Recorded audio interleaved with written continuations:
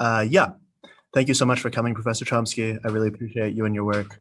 My question is, what do you think of the rise of psychiatric diagnoses and the pharmaceutical treatments for them over the last 50 years, which has become a multi-billion-dollar industry where 25% of Americans are diagnosed with mental disorder?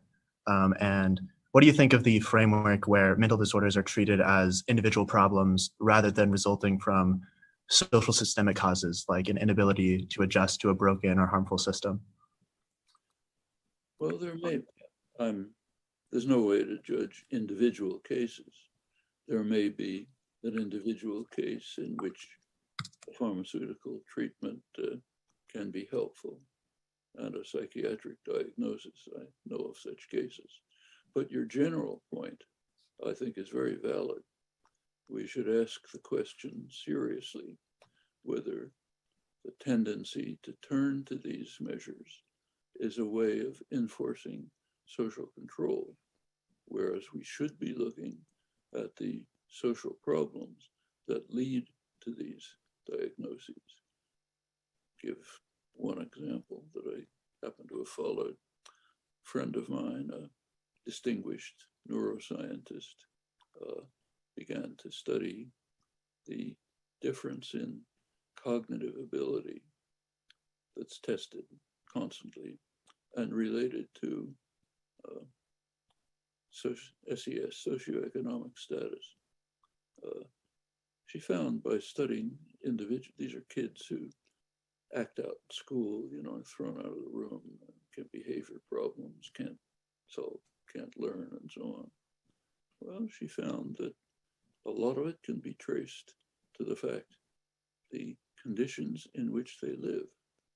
Found studying groups of kids that their parents, often single mothers, or broken families, or live in poverty.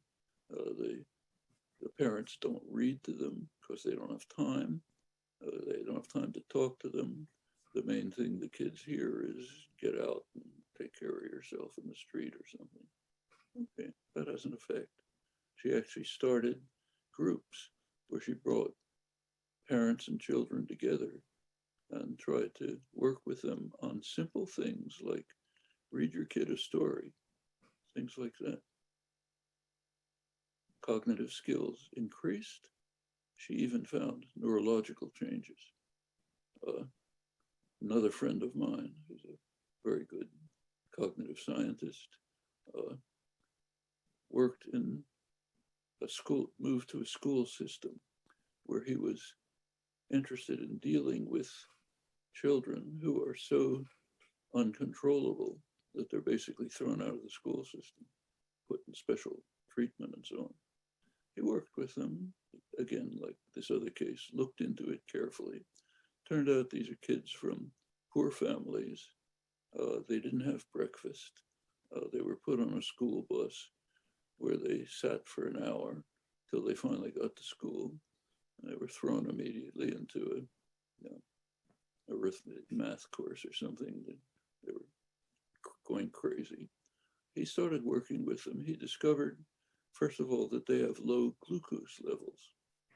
So he started by just giving them a piece of candy in the morning.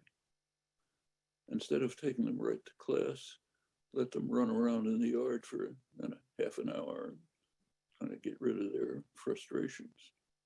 Other things like that. In not a long time, his schools were doing better than the general public school system. Well, these are the kinds of things that matter.